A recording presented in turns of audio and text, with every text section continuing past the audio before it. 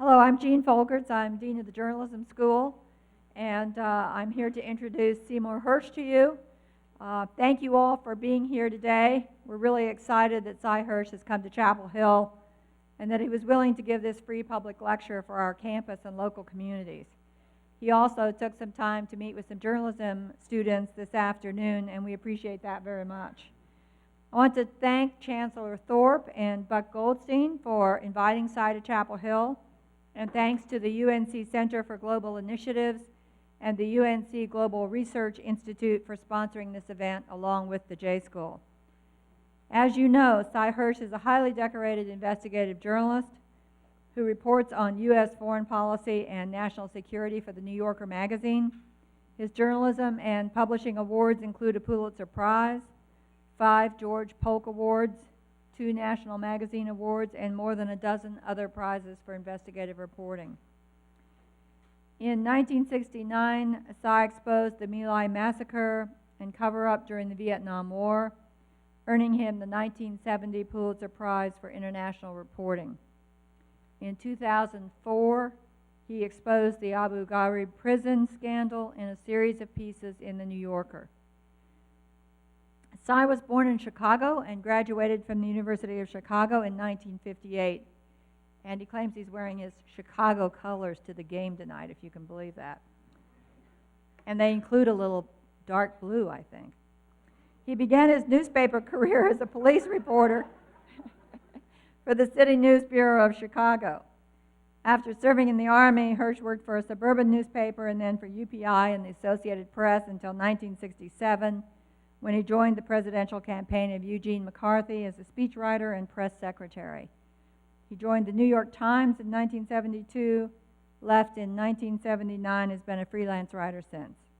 He's published 8 books, most recently Chain of Command, based on his reporting for The New Yorker on Abu Ghraib. We're very happy to have him here. Let's welcome him to Chapel Hill.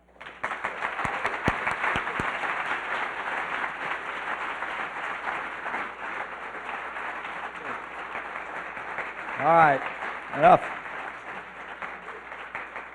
Listen, since I'm not into self-immolation, I'm not going to wear dark blue tonight. I promise. Although if it wasn't for some immolation, we wouldn't have had the uprising we had. You know, I usually ruminate when I speak, get into things, and it's going to be more complicated than ever because we've really had a game changer in the last couple of weeks, and the profound implications of what's happening in the Middle East, in which millions of Muslims are suddenly throwing off humiliation, is going to be, we're going to feel it for years. It took, I think, it was 13 years from the Boston Tea Party to the American Revolution. It was 3 years from 76 to 79 before the Shah fell in Iran. And so some of the things that happened so quickly that you think it's going to be easy, but it's not. And it's going to be, I was writing a list. I don't know what page I put it on. It doesn't matter. I remember most of them. Algeria is in trouble. One of the cores, of course, is now it's about throwing off the shackles of being humiliated, and it's about self-determination, and it's about getting rid of the chiefdoms and the despots that have been controlling so many countries. It started out economically, I think, in Tunis, in Tunisia, because it began because of problems with no jobs, and it spread. It's something more now. I mentioned Algeria you're going to see trouble there in a long time. You're seeing it in Yemen. You're seeing a lot of repression too, but you're seeing something start. The most nerve-wracking one, I think, for the big boys is Bahrain, which is a small little, it's controlled by a family, has some oil. The oil is diminishing right now, but the real issue for us in Bahrain, the reason we're so worried about Bahrain here in America, it's where our fleet, the Fifth Fleet that controls the Gulf, our carriers, and et cetera, that would be there in case we ever got into something, or the Israelis did with Iran. That's their base. And more than that, it's 70% Shia, controlled by a Sunni royal family that keep the wealth, and a very, very little, nothing gets down. Nothing works its way down to the people. A lot of poverty there, and it borders the eastern part of Saudi Arabia, where most of the oil fields are, And most of the people who do the slave labor in those oil fields are Shia. So you're looking at a beginning of some sort of real percolation that could have enormous implications. I don't think I shock you when I tell you the American game has always been, look, one nice thing about us is we're not subtle about it, since, we tell everybody we're there because we want the oil, and that's why we overthrew Mossadegh in 53. You know what I'm talking about, most of you students anyway, the 53 revolution, we and the Brits. Actually, the Brits are worse than we are, that's okay. They are, they just are. You go to Turkey and you say, why do you hate the Brits so much? They say, watch Lawrence of Arabia. And then you'll understand. And they do hate, here's the thing that's so complicated about America. I'm in Islamabad about, a year ago, and I'm seeing an ISI, one of the intelligence guys. I'm having lunch with him, and the Pakistanis do not like us. Anything we're doing in Afghanistan, I'll deal with that, I hope, in a minute. Maybe I'll get to it. I mean, it's like kicking a dead can down the road, but then, tin can. But things are a mess in Pakistan because of the pressure we're putting on them, and we're really driving an insurgency there, and it's really a secular country. But anyway, I'm having, it's a 3-star operational general in the intelligence service, and he and I are having lunch. I've been to Pakistan a lot, and I know the guy, at the Islamabad club where there's nothing to drink except juice. And it used to be, 4 or 5 years ago, you could get a drink most places, and certainly in most people's homes. Johnny Walker Black was the choice. The last time I went there, I was there for 17, 18 days. I saw a lot of people, even the president Zardari, who's the biggest creep of all. And nobody offered me a drink. Nobody. It's changing. Doesn't make it more Islamic, they're just more careful. In any case, this guy and I, we had this terrible conversation, just railing about us, our policy, why we don't trust him. We treat the Pakistanis like dirt. We love the Indians, and the same thing you get in India, only reversed. Only I think their case is better, actually. And it's just a horrible thing. And he says, you people, one of the things he said is, I'm a devout Muslim. I pray 5 times a day. You think I'm a jihadist? What's wrong with you? You're horrible and all that. We leave. I get up to leave. And I'm not kidding. He says, now, my granddaughter wants to go to Northwestern. And that's the catch. That's the saving grace. As nasty as I am about America, you got to understand, this is an amazing country. What I do for a living, I grew up very poor. My parents were immigrants, and neither went to high school. I wasn't editor of the Yale Daily News or the Harvard Crimson. I didn't pay for my education. I went to public schools and then the University of Chicago, which is a great place. And here I am, 11 years after graduating with a useless degree in English. No graduate, I went on to the working world. I had no money. And 11 years, I'm doing the My Lai massacre story. And for some of you, I heard somebody was saying today, a lot of the students, Buck was telling me, students seem to know it, but basically, it was a story that said that, those nips and those krauts that we thought were so bad in World War II, those horrible Japanese with their torture and I'm excluding Holocaust, I'm talking about the soldiers, the military men, how badly we thought they fought the war. Well, it turns out, folks, that we don't fight it any better than they do. And for me, look, I grew up in World War II movies. My older sisters used to take me, and it was always Robert Ryan flying around with, our boys always flew in P-51s, and cockpit helmet, the cockpit open, silk scarves, no headgears, going like this, no headgear. The Japs, the Nips, always had these funny little helmets, the leather helmets that tied under the chin. Headgear was always closed, and always, at some moment, a Nip would be ready to kill one American, and another one would shoot him, and then the plane would go down like this. And I'm 6'7", getting propagandized by this, and as the plane went down into the water, the Jap plane, just before it hit the water, a trickle of blood would come out of the corner of the Nip's mouth, and we'd all cheer like crazy. Into the water it went. And so here's My Lai saying that, folks, we've got nothing on anybody else. The mass murder of it was about 550 people, they put it, actually, when they exhumed all the graves. And so, unlike what would happen anywhere in the Middle East for doing those kinds of stories, I'm glorified. I win the Pulitzer Prize, a lot of other prizes, get some money, fame, fortune, glory. This is an amazing place. But that doesn't mean we can't look at it pretty hard. I didn't like as many problems I have with Iran and many trouble I have with what they're doing in the streets today against the protesters. Hillary today, or yesterday, I didn't see very much of the paper today. I know the president spoke, but I don't know what he said about Iran. But Hillary yesterday flailed into Iran for not allowing demonstrations. Well, 2 weeks ago, she was basically backing Mubarak. And Joe Biden on public television, on a PBS show, was asked if he thought Mubarak was a dictator, and he said, no, I don't think so. When the response should have been, of course, from Jim Lehrer, who's a great guy, the response should have been, are you out of your mind? But in American television, he's a get, and you want to be sure you get the getting in, so you don't do that. So we really don't have discourse on the network television we should have, because they're too concerned about getting the guy. They want the Speaker of the House to meet the press next week or 2 weeks. So we don't get it. And that's why the whole new world of journalism, a lot of which is being practiced here in terms of electronic media and opening up different venues, is going to be, I think, more and more important. I think as bad as the press is right now, the Main Street press, economic reasons, a lot of other reasons, I think I'm very optimistic about the future. We have to talk about Obama. I have to tell you the obligatory joke that everybody tells about Obama, which is that, let's see, the one that's going in Washington now is he's the kind of, this is one I just heard, he's the kind of a poker player who folds on the first hand. I like that one. You know, but I mean, here he is, he's, look, the guy wants to be reelected, and the guy knows he's got the moderates and the independents who are liberal and the liberals for sure. So he's moving to the center, sort of like Bill Clinton. In fact, Bill Clinton, it's almost the Clintonite government. All the people he's brought in recently, the second wave, a lot of Clinton people. And Clinton's second term never got going. I always think the argument we always have in Washington is, okay, guy's really smart, and he really is. He really is smart. He's not the kind of guy you might, want to go to a basketball game, unless you're sitting where I'm going to sit tonight. You'll go there any time with the big boys. You people don't get tickets except by lottery, the students, is that correct? You got to start marching, guys. Take about 5-15 years, you'll overthrow the bureaucracy. It's very entrenched here. Anyway, so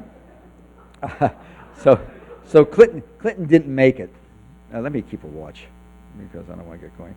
Clinton didn't make it the second term, not only because of monarchy, didn't make it. So the argument you have is, does Obama have a game plan? Does he know all this talk about the budget? You know what's sitting there? It's what, $100 billion in Afghanistan? I mean, come on, I took this with me because I'm always amused that here's the general, this is USA Today, in a restaurant they had the copy. The general announced that the war is over, the surge has worked. You know, there's a constitution that says the president's commander-in-chief. It's not Petraeus, they call him King David. Sometimes some of the people close to him call him Dear Leader, but that's okay, as they say for the man in North Korea. But I'm just going to throw it. Anyway, enough of these generals telling us how we're winning the war. Here's the problem with Afghanistan in a nutshell. There ain't no national security interest at stake. They're not Taliban. And by the way, I mean, the Taliban are not Al-Qaeda. And what's missing in the current dialogue in the last 2 weeks is the big loser is Al-Qaeda.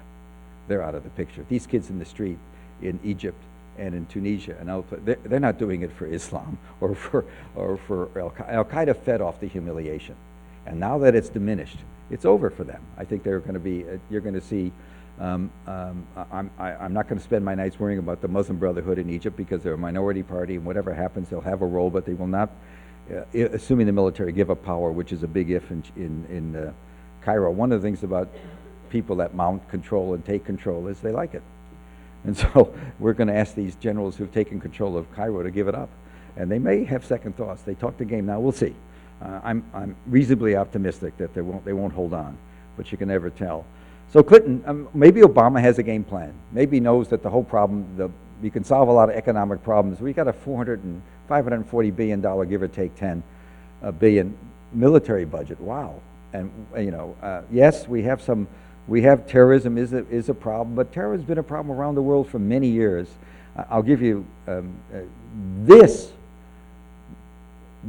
what's going on in the street is a 9/11 for Israel.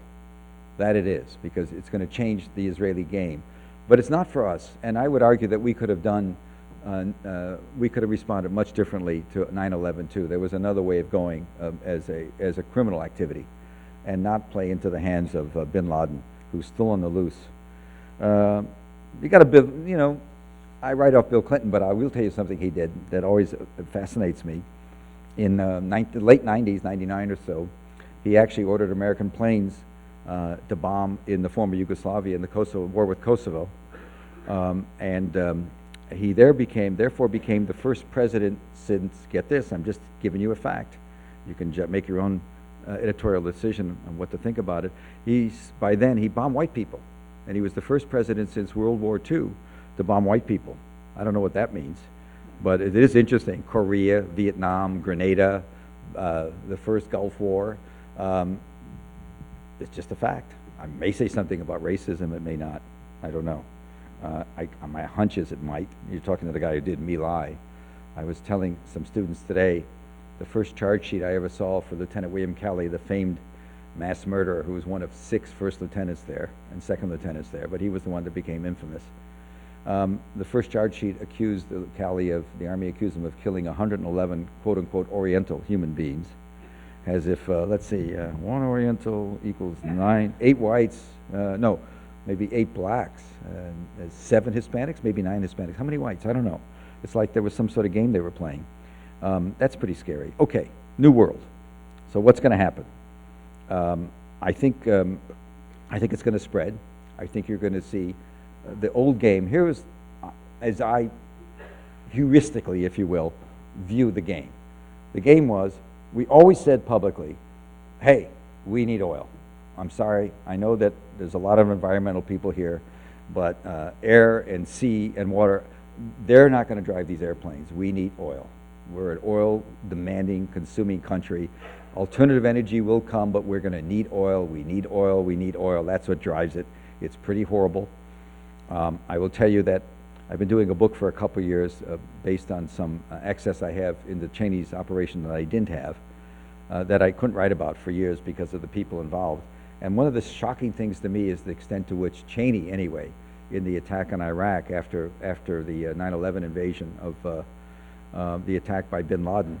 Here's bin Laden sitting in Afghanistan, and our solution to the problem of bin Laden is to attack secular Iraq, as bad as Saddam was. Oil had a lot to do with it, more than I want to think. I always thought maybe it was just craziness of Bush, the neoconservative stuff, all that talk that guys like Richard Pearl were advocating, a pro-Israeli sort of position, let's get rid of an Israeli enemy. But it turns out oil was really very important, and it's got a lot of oil that we haven't discovered in Iraq, and we're not going to get much out of it. Let's see, after what, we started a war 7 years, I can tell you right now, the Iraqis, they will burn the fields before they let us have it. The Sunnis that run it right now, we have not left a good taste there. Country still has no power. It's on the edge, still on the edge of civil war, despite what they tell you. My understanding is that Maliki,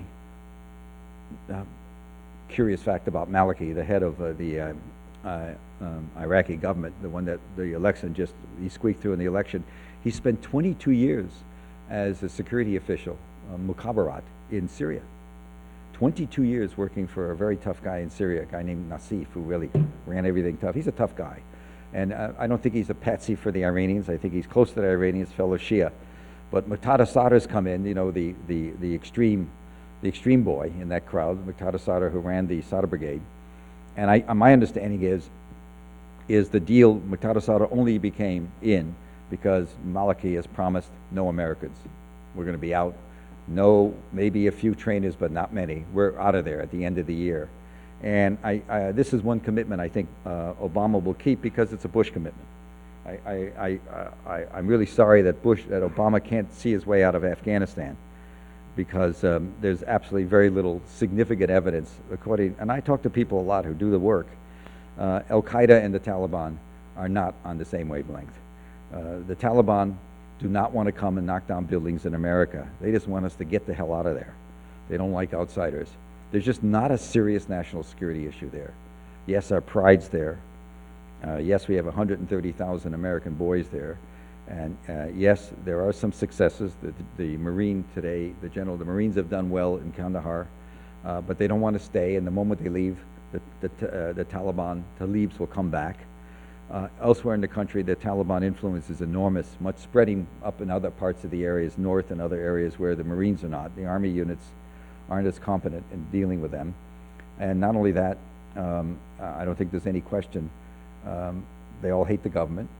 Karzai is a corrupt, horrible government. And so you have all, we're not going to generate an army like we pretend we have in Iraq that's going to be a modulating force. It's just not going to happen. I have a friend that's in the government, and he went to a meeting. He's an actual Afghan expert, which most people in Washington, you know how it works in Washington.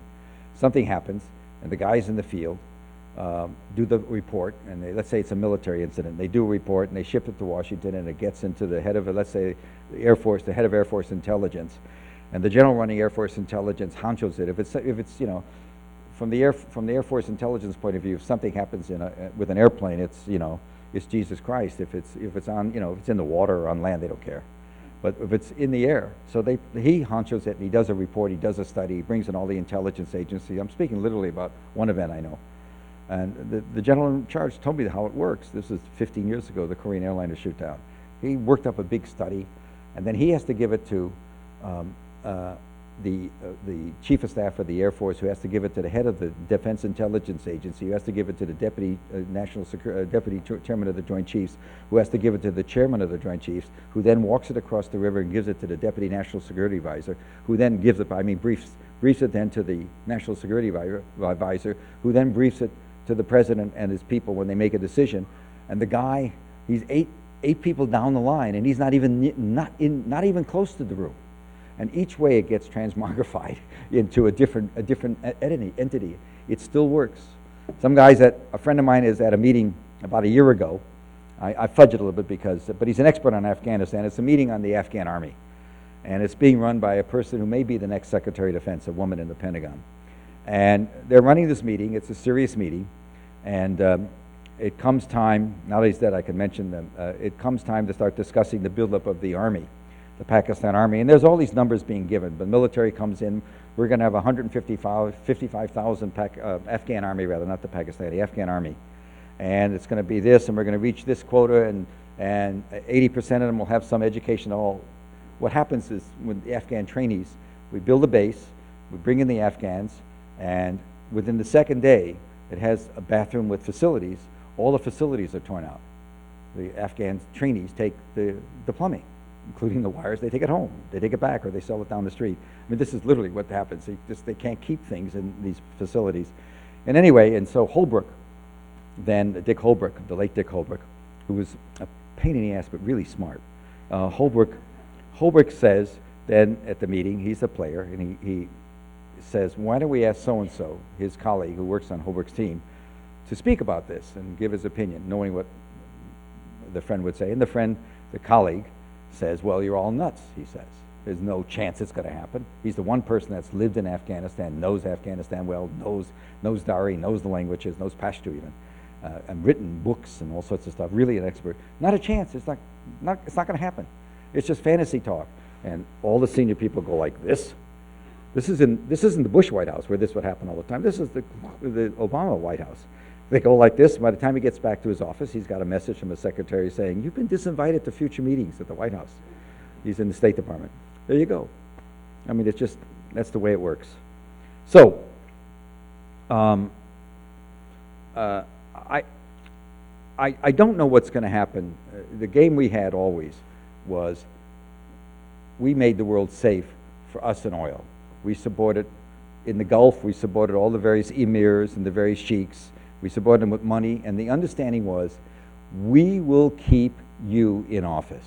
You keep the booze flowing. You keep what we need. You keep that natural gas that a lot of them have, particularly in Qatar. You keep the natural gas and oil flowing to us and our allies. That was the implicit understanding of the Middle East for 50 years. The Brits got in there much earlier with this, but that's certainly been our understanding. It's been, why do we tolerate Saudi Arabia, who probably, if there's, for example, in Iraq right now, there's a Sunni insurgency. You see the bombings that go on. The Sunnis are being fed.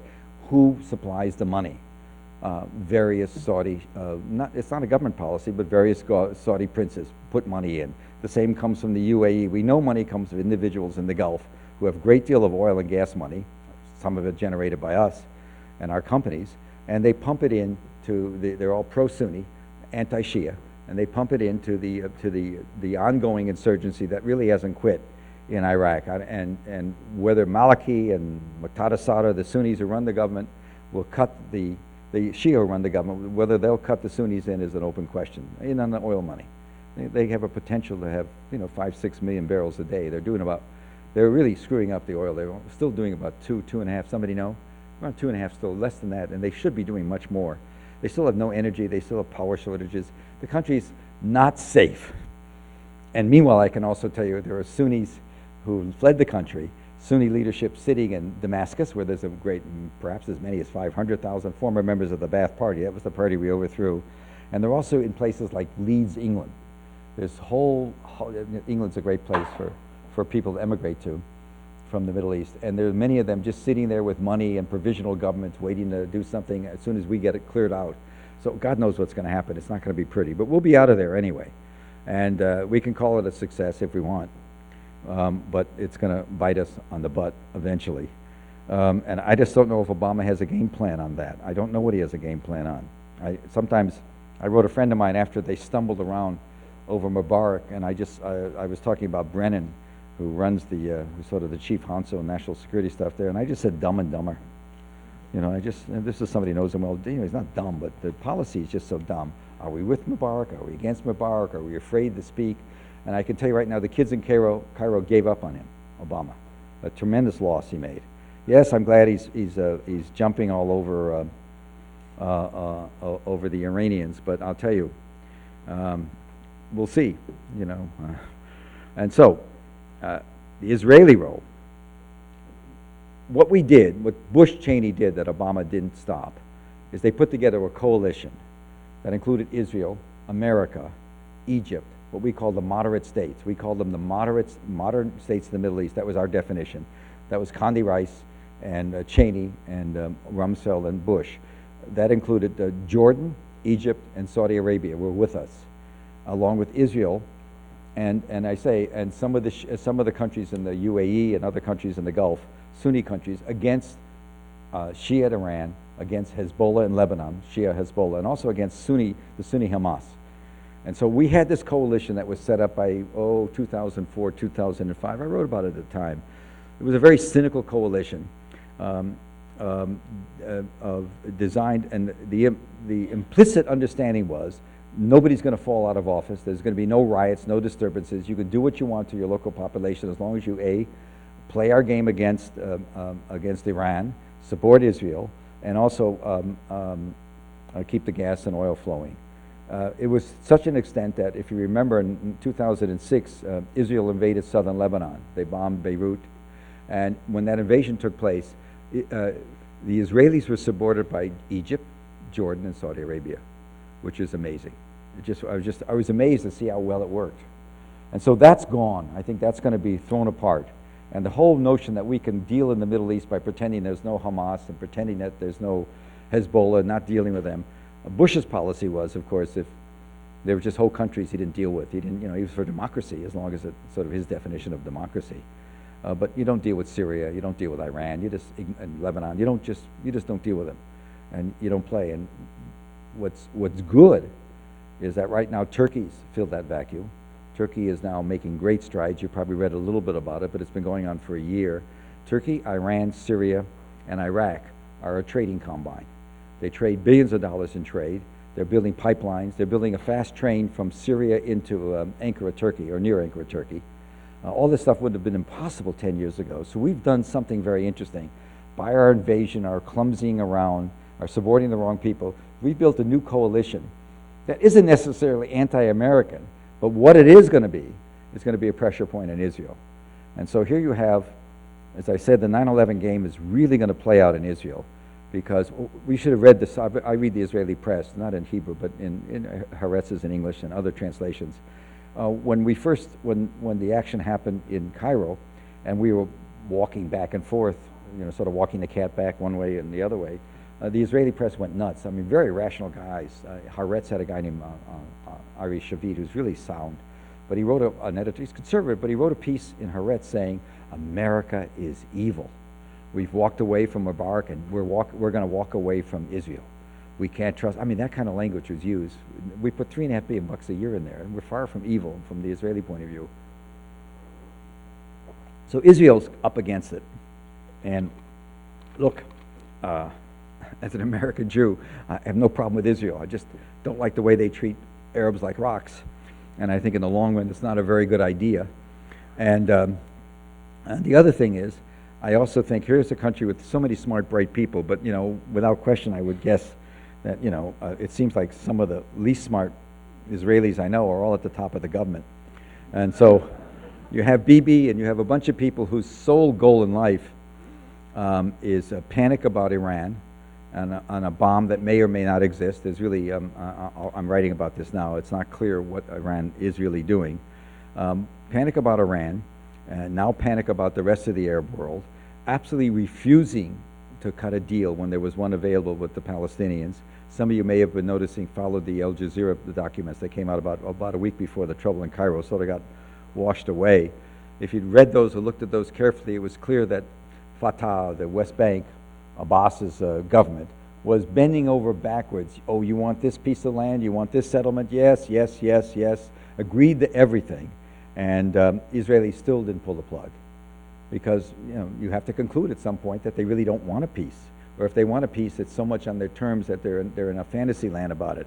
So the good that could come out of this, it could drive the Israelis into a more rational position, because they really have a problem now. They've lost their big buddy Egypt that protects them in the Sinai. The Sinai is next to Gaza, and what people don't remember, because there's no memory in the world, why should there be? No, there wasn't. I mean, when Buck told me today, some kids, some of the students knew something about My Lai. I was amazed, because when I grew up the Second World War, and when people asked me about the First World War, my thought would be, oh yeah, Hemingway, Fields of Poppy, something like that. We forget our wars. It's easy to do, but but in any case, in '67 war, the famous Israeli War of '67, Gaza was Egypt's, and they lost it. And that rankles with a lot of people in Egypt to this day. Much more, it's as much of an impact, I would believe, for some of the older people as independence and freedom and lack of humility, getting back a land that was ours. And so there was a sense of, with Egypt being a force blockading Gaza, you couldn't get arms into Hamas, and Hamas wasn't a threat for the Israelis, and now that's gone. It's a Bedouin culture, and the Bedouins, as you may or may not know, I don't mean it in the meaning way, they will sell anything. And the border's open now. Guns are flowing in, arms. Hamas will be, if it wants to be, and it probably does, will be rearmed.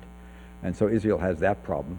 Plus the fact that the Al Jazeera documents totally diminished Fatah's standing in the West Bank. If there was an election today, Hamas might win, which it did already once, if you remember, 3-4 years ago, and we declared the election null and void. We didn't like that one.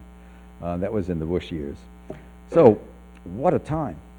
I mean, it's wide open. If I were the Israelis, I'd be very seriously thinking about going back to talking to Syria about the Golan Heights, talking to Syria. There's only 2 non-Arab countries in the whole Middle East. One of them is Turkey, which has a good relationship, and did. Israel sort of butchered that, but they can put it back. 800,000 Israelis go a year to Tel Aviv to shop.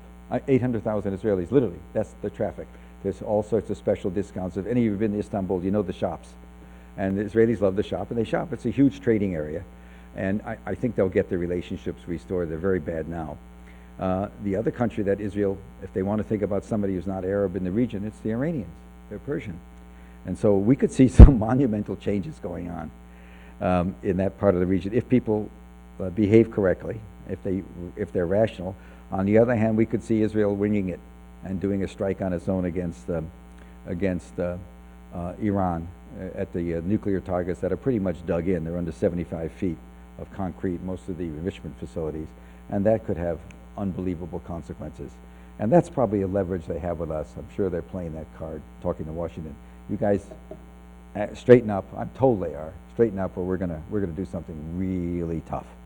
That's not gonna make it work. So, I sort of like the. You can't be a journalist and not be an optimist. I know it sounds, even somebody who does all this horrible stuff I do. You can't be a journalist. You have to be. I really think there's also, for the first time, an enormous chance that we can pressure the Israelis and with Europe, with Western Europe, and pressure them to make a deal. stand up and make a deal. They will find tremendous support in the Arab world if they do so. I honestly have spent, in the last 10 years, I have a passport this thick with visas. I go back and forth into Lebanon, Syria, back and forth into that region. And I can tell you, and I've spent time with, the evil Hassan Nasrallah, who's the head of Hamas, of Hezbollah, who's quite amazing, and just an amazing person, I have to tell you, just very smart and very knowledgeable. And I've also talked to the political head, Halim Nashad, 4 or 5 times in Damascus of Hamas. And look,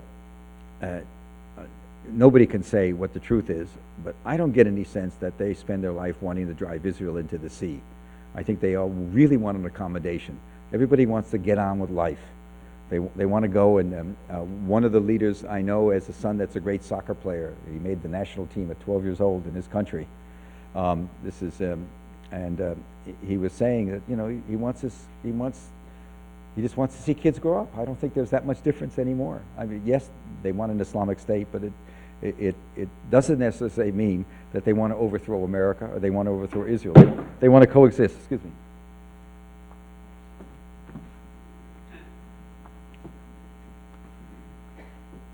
I did play varsity basketball for UNC. Very coordinated.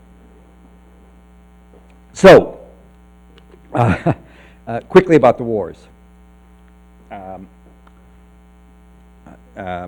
Pakistan is 80 to 100 nuclear bombs. We are diddling with Pakistan. We are really making a mistake. That story you read about this man Davis has a lot of implications that are really serious that may or may not come out. I hope they don't. But it says something not so nice about us and what we do. The sort of noblesse oblige, the sort of lord of the manor. We can basically, there's no crime. If we do something in a foreign country with which we're not friendly, it's not a crime. And so there's this arrogance. We could see, I don't think it's possible, but we could see Pakistan tumble into some sort of total chaos in which Islamists could get more control. It's essentially a very, very secular country, even though the many people are have devout feelings, but they're secular. It's always been a secular country. And the military, by and large, is pretty solid, but we are really tampering it. We are putting tremendous pressure on the Pakistanis to deal with the group we're asking them to deal with, the Pakistani Taliban and some of the terror groups, are their groups. This isn't that complicated. It's the Pakistan Strategic Reserve against the Indians and against the Indian portion and the Indian troubles that they believe take place in Kashmir, the disputed territory. Pakistan needs Pakistan Taliban. Pakistan needs the Lashkar LET and these other various groups that we don't like, we call terror groups, the Haqqani family. They need them because those are the people that will go head to head with the Indians in Kashmir, and also pose the threat to India. As far as they're concerned, we're asking Pakistan to give up its strategic reserve. And it's just a cultural thing. We keep on, if you remember, in the Obama administration, they began talking about the goal is to get Pakistanis to be less worried about India and more worried about the Taliban. It's just not going to happen. They coexist. What they're worried about is the fact that India has gotten much more influence inside Afghanistan. The Indian influence, there's now about 7 or 8 chanceries, consulates. The Indians' influence inside Afghanistan is growing, and it's driving the Paks crazy. So our policy is so wacky and so inchoate and so dangerous because we've got the generals running around who always win every war. I've never met a general who didn't win. That's what they do for a living. And why Obama lets these generals mouth off? This general today, he should have put out a notice and saying, "You will not claim victory." And someday somebody will write a whole story about the surge, the famous surge that you think took place in Iraq. I'm not so sure it was quite what you think it is. It involved an awful lot of killing by us of a lot of people. Not all of them bad guys. There was a lot of mess there. But that's complicated. I mean, it's complicated. I'm not going to argue that the surge didn't work, but it wasn't what you think it was. The 30,000 troops were in Baghdad. The surge worked in a different province. Any case, let's see. I don't have a laugh line to go out on. This is a pretty serious foreign policy talk. I have a point of view. I'm pretty much where I want to be. I say this not as somebody who's anti-American or unmitigated lefty. I say this as somebody who talks to a lot of people inside, who, there are a lot of military men, and let me tell you some of the people. There are a lot of military men, a lot of people in the CIA, a lot of people in the Defense Intelligence Agency, which has really become a much more vibrant group in the last 3-4 years, really much improved, that really believe when they take an oath of office, it's to the Constitution and not to the President. And we have those kind of people. And it's very hard, it was very hard on Bush and Cheney for them to espouse such views. The loyalty was to the man, not to the, you were not tolerated if you weren't completely loyal to the White House and to what they wanted to do. And Obama's pretty much, I must say, there's an awful lot of the same sort of idea. He's a great disappointment, but we'll see. He's not done. He's 2 years into what could be 8, and we'll see. He's going to do everything he can politically to make it 8. And so that's why you see him do all these things he does, match the cuts that the Republicans are talking about. The Republicans have gone completely loony.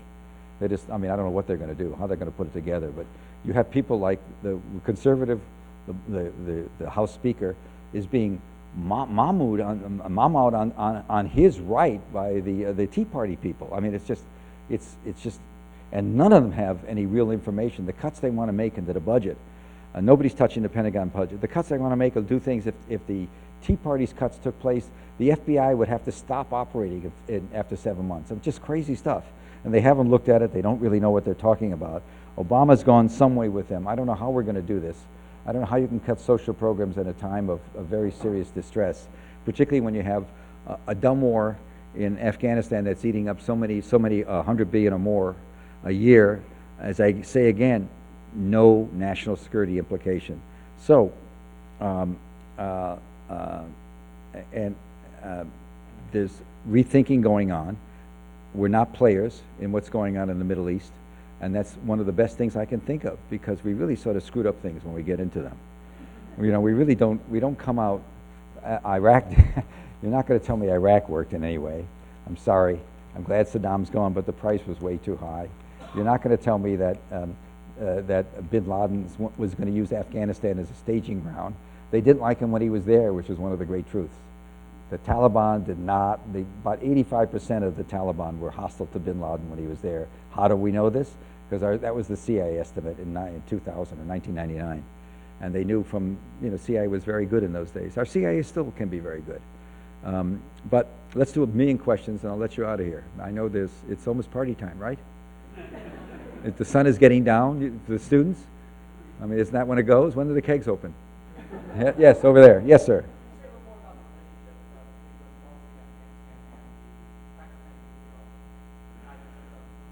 Well, I could tell you, a year ago I wrote a story saying that, and a year and a half ago in the New Yorker, I wrote a piece saying that we have a special units, that in case we think some of the bombs are going to go astray, that the Pakistan military control the bombs. We know there's 80 to 100. There was a story in the paper the other day. They're going like crazy making plutonium. I'll tell you why. There's going to be an international meeting soon that's going to call, I think it's next year, that's going to call for a stoppage of all plutonium and uranium production. It's one of these conventions, and the PACs will probably sign it.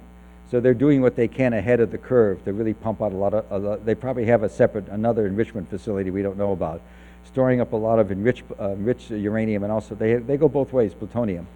And they've tested the bombs. Unlike the bomb or not bomb in Iran, which there's been no evidence of A, bomb, or B, testing. And so they've also miniaturized. We know that from our intelligence reporting. We know that we've been inside. We've done some great reporting inside Pakistan. And we know they've been able to, in other words, put a small bomb, and they can put a small bomb with a lot of punch into a travel bag. And that's sort of the nightmare. And so, and it's not clear that in a pinch, if we desert the Saudis, it's not clear that the PACs wouldn't give some stuff to Saudi Arabia, because the Saudis helped finance them back 2 decades ago. They started this in the middle 80s under Bhutto, Benazir Bhutto's daddy, who was quickly hung like she has. Anyway, and so it was a story that I write all these stories that other reporters can't really get to, because I'm just telling you what it is, because they don't have the sources I have. And so they bitch and moan, but most of them know, my colleagues know. That's why I get all these prizes all the time. They know I know what I'm talking about. although they often don't write the stories. They just let it sit. They don't match it because they have nobody who will talk about it.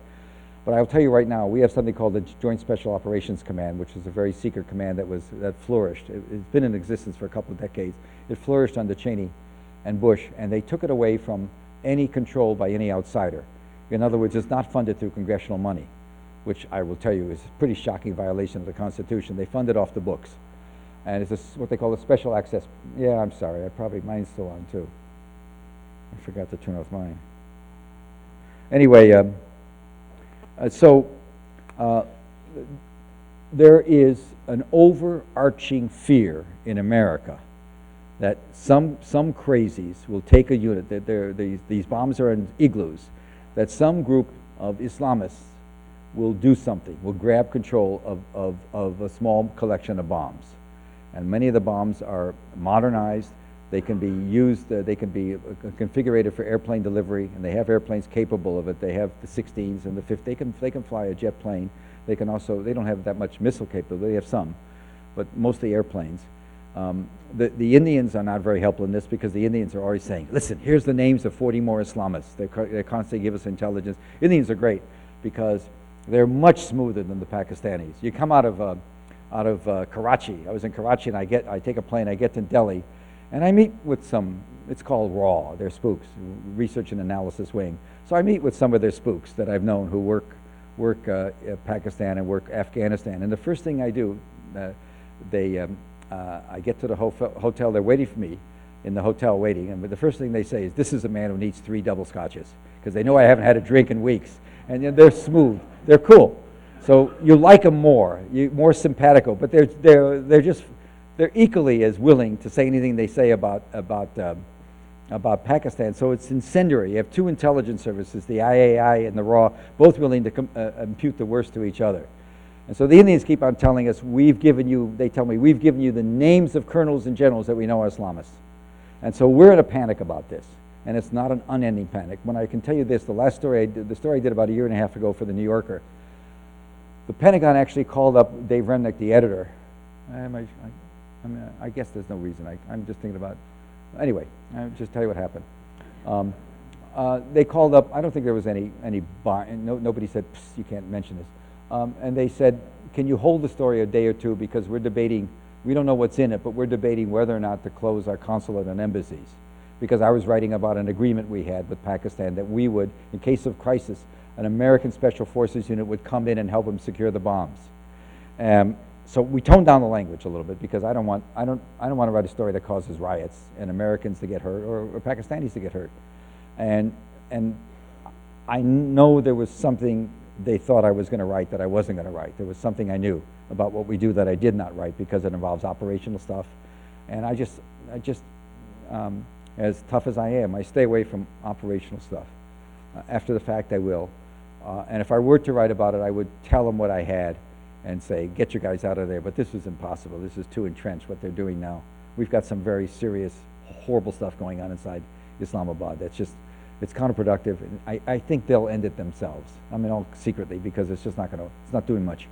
But anyway, I'm talking about hurting people. The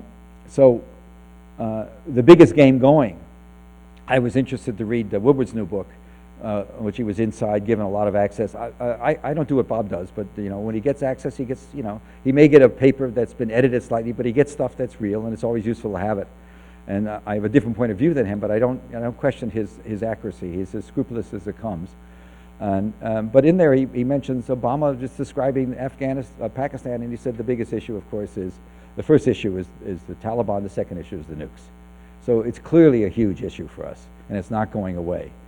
And I can tell you the element that's really scary. The big boys who really think about this stuff, they think some of the bombs are out of the count. In other words, the Pakistanis who control the weapons just said, let's just move 4 or 5. As one of my friends said, let's park them in the tall grass by the runway.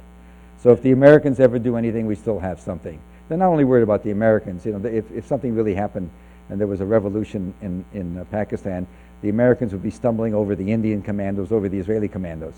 They'd all be stumbling. We probably all have worked out something we certainly have worked out something with the Indians on this.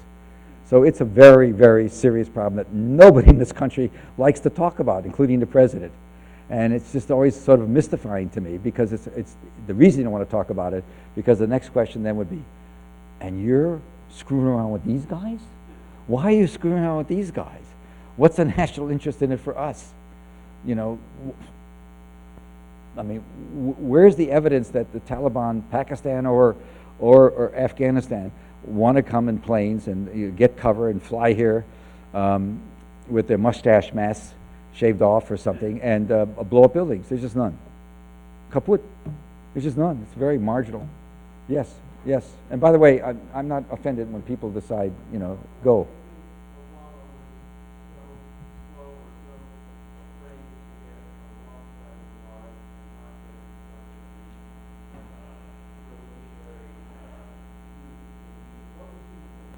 Well, you know, how the hell do I know what he thinks? You know what I mean? I don't know.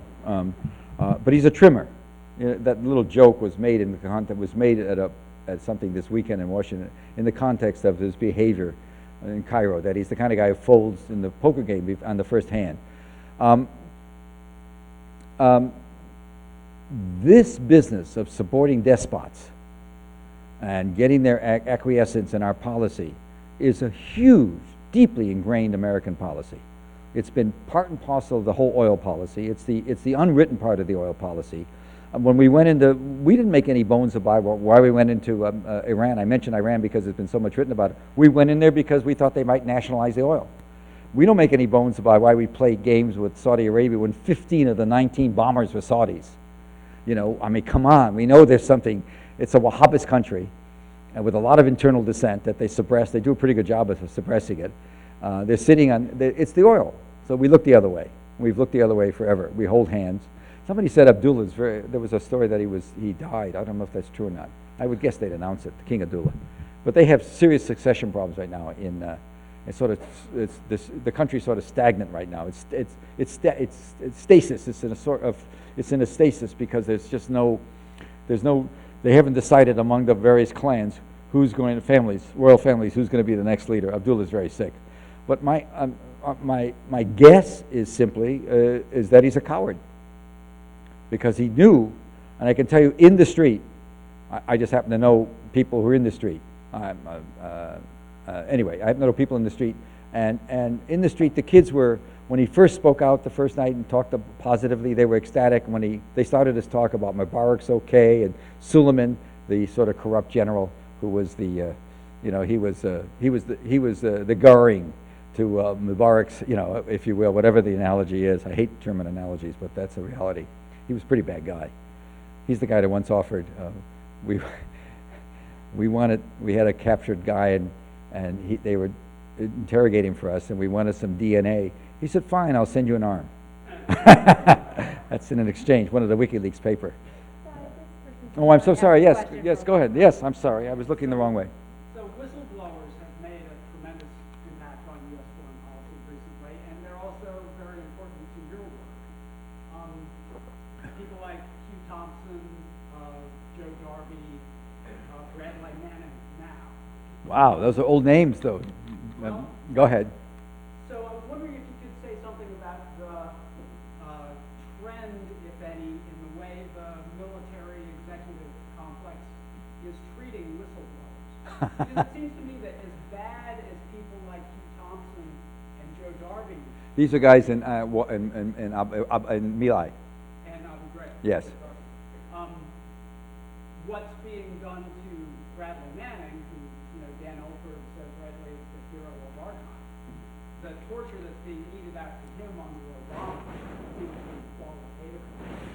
But I'm interested in how you see the trend, if any, of how whistleblowers are being treated and what effect that's likely to have on American journalism. Well, that's a complicated question, because Darby was his own victim. There's an answer to everything, and Thompson ended up getting his medals restored and all that. He had trouble after his third year. There's no question, nobody likes somebody who spoils the party. And Manning certainly, I worry about words like hero. Ellsberg to me was a hero, because he really did something that was quite, and the motives for Ellsberg who I must tell you I've known for many years, 40, 35 years. The motive for him was seriously that he would go to meetings that they'd discuss the bombing plan for Vietnam, and he would say, he's at the most secret meetings, and he would say, okay, that's a good plan, but so what's your estimate of civilian casualties? They go, huh? What? That wasn't in the pictures. And so that got him going. That's what made him rethink the notion of the kind of, this massive war we fight. And so Manning, I just don't know enough about to call a hero. I'm not sure, because he had an obligation to protect certain secrets, and he didn't. And I'm not sure what his motives were in releasing it, because there seems to be a lot of personality problems. So I'm just saying I can quibble. But in general, you tell me why anybody should like whistleblowers. Well, Nobody likes a whistleblower. We need to have whistleblowers Yes. to check on policy. Of course. But nobody likes them. But it doesn't worry you the way that President Obama seems to be seriously escalating the No, reality with he's just not stopping it. They've done some horrible things to whistleblowers, etc. We've got serious problems with the military in this country. Military civil relations. This is something for a whole series of PhD theses. But I will tell you, there are serious disconnects between the military, the all-volunteer military, and our society. I got in trouble in Doha a couple of weeks ago. I gave a speech, and I talked a little bit about some of the fanaticism of the religion among certain units. There's a lot of we have nothing on the Israeli army, which is moving so fast to the right. We have an army that's moving way out of the mainstream of America in terms of some of its beliefs. And it's always, you can't fight a war without dehumanizing the other side. That's why My Lai could take place, Abu Ghraib could take place. They become nothing. Otherwise, you can't kill. That's how you make people kill. But I've been around the military. I was a soldier, not a very good one, but I was a soldier, and I was in a straight leg. I was in the infantry, and it's scary what I see now. Generals just bragging about what they're doing. You just don't do that. You have the commander-in-chief is the commander-in-chief. So it's really Obama's job to do something about it. Damn it! It's a funny table here. Let's take one more question, and let's take one more question back here. All right, let's do one more, and then I'm going to stick around. You can come up and yap at me.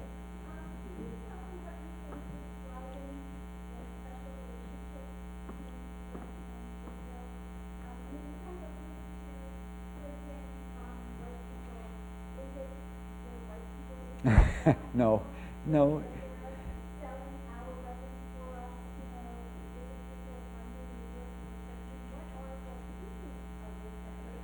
Well, and the funny thing about the blind spot is, at this point, it's really against Israelis' own best interests, because I will tell you that I have a very good friend that was in the IDF, Israeli Defense Force, and he got hurt. He got seriously hurt fighting for his country in '73, and he worked in very sensitive jobs after he recovered, working for Golda in the national security system of Israel. And he became, he then eventually, because of apartheid, because of the way the Arab situation was, he came to America. He was a wonderful soccer player, ended up coaching soccer at a major university and getting a doctorate. And still very pro-Israel, very pro-Israel. What's he been doing recently? For the last 6 months, he's been advising ad hoc the foreign minister of Fatah in the Palestine. Why would he do that? He says, because my country's crazy. We've got to come to an agreement to survive. We can't, because the next step's going to be a lot of Israelis are going to give up. The country's moving to the right terrifically. There's a lot of money flowing out of that country. A lot of people worried about the future. Money's flowing into Argentina, Brazil. Israelis are making a lot of money. So in the long run, it's so much to their interest and so much to our interest. We have a lobby here. I could give you the short, dumb, predictable answer that works for me. We have a lobby that is very powerful. Congress is very supportive of Israelis because there's an enormous amount of campaign money. When I worked in the McCarthy campaign in 1968, I'm telling you, in 1972, there was this famous scandal with Watergate and Nixon and money. And the first witness was in television. They were hearing Sam Irving had Senator Irving had this. Who was a great guy. Yeah. Anyway, you know him. Okay. Just like you know Jesse. Anyway, and so Irving had, the first witness was a guy named Ken Odell was his name, and he was in the campaign office, and they were going after him. This money was coming in all the time, bags of money, 100,000 here, and he said, I just didn't pay attention. I got to tell you, in McCarthy campaign in 1968, there was a critical battle between McCarthy and Lyndon Johnson in New Hampshire. Johnson had, you guys, this guy McCarthy, I worked for him. He was so smart and so difficult. He was a man who spoke about morality in the war. And we're running a campaign against the Vietnam War and against the sitting Democratic president. He's a Democrat in the Senate. And we're polling about 5% after months of campaigning. We're just going nowhere. And I'm telling my wife, I'm screwing the peace movement. What am I doing? I joined him because I thought we have to stop this war. Al Lowenstein was one of the people that got me into this back in '67. I spent a lot of time with Al. He couldn't get Bobby to run, so he got McCarthy to run, and I became McCarthy's. I wrote his speeches and did his press, but there was no press, so there wasn't much to do. Anyway, and so we're on a plane flying from somewhere to Manchester, New Hampshire, just the DC-3, back the Eastern Airlines, it was early 68, and the pilot comes back and he says, the big issue for us was McCarthy was very attractive to moderate Republicans and independents, and New Hampshire is composed of enormous high percentage of independents who are going to vote for George Romney, the father of the guy now running, who's not nearly as smart as his father. George Romney was really a decent guy out of Michigan, and Romney had come back from Vietnam and claimed that he had been brainwashed, which was a perfectly apt description of the way they brief you, but it made him look like a fool. The press beat the hell out of him, and he was being massacred for being brainwashed. And that was going on this flight, and the pilot comes back and he gives me a little note. There were very primitive communications then, and he said, Romney's just dropped out of the campaign. And we had about 40 minutes till we land. And McCarthy was a true intellectual. I mean, he truly was. Charles Péguy, if you know Charles Péguy, I was going to be a speechwriter for him. I had to read Charles Péguy, an early 20th century French philosopher. He loved, I'd give him briefing books, and every time I looked at him, he was always reading poetry instead of the briefing books. George Sepharis, he liked Greek poetry. He was just really interesting. So I sit there being a dutiful little, getting in ready to land, and starts tearing it into little strips, for about 5 minutes. What have I done? So we land, and this is in the old days, no TSA, thousands standing around, we always say, everybody's on the tarmac, and so it's a prop plane, and he's the first one off, of course, and I'm right behind him, and before I have a chance, I'm the press, I'm supposed to organize stuff, but before I have a chance, they come down, the first question is, what about Romney? And here's what he says. He says, I don't know, with all this talk about Romney and a brainwash, he said, I think just a good simple rinse would have done.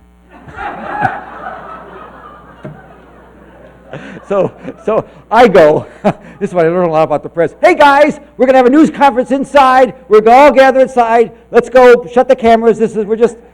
Nobody used it except one British reporter. Can you believe that line? They didn't use it? Oh man, we skated on thin ice on that one. But anyway, get back to it. So I'm in the campaign, and it's going to get close. It's a write-in vote. We end up with 40.6% of the vote. Lyndon won about 45%, but he was on the ballot, and he quits 3 days later after that election. 41% of the people in New Hampshire wrote in McCarthy's name. So he was done. And that's when Bobby came in. But anyway, the point of all this, for about the last 2 weeks before the campaign, there was a very wealthy New York stockbroker that was working in my office handling phones, and his wife was cooking soup for us. We were all working in this hotel like madmen. And Dick Goodman was around, former Richard Goodman, who worked for Bobby. He joined the campaign. And every night on the last plane from Manchester, a bag would come, and the guy would bring it to the wealthy guy who ran a big venture capital place, even bigger now, would bring him the bag, and he would take out a key and open and uncuff the bag and throw it down. After about 3 days of this, I said to the guy, what's in it? He said, I'll take a look. Open it up. It was packed with $100 bills. Packed. We didn't get that from Protestants in New York. We got that for basically anti-war Jewish groups, and that's a real issue. And they've put an awful lot of money up. And right now, they're very protective of Israel, which is the absolute constitutional right. But their power is enormous. And if you're running for election in America, this is a group you don't want to cross. You want to be careful of how you deal with it. And cutting off Mubarak too quick was going to really enrage the pro-Israeli crowd in New York, because they were frightened about the consequences of Mubarak going down, since he had made a peace treaty with Israel. that the military says they'll keep, I think it could be fine. I think it could be fine. I think everything will work. But you guys got to go to your beer kegs and basketball games. Thank you. Thank you. Okay. Before everyone asks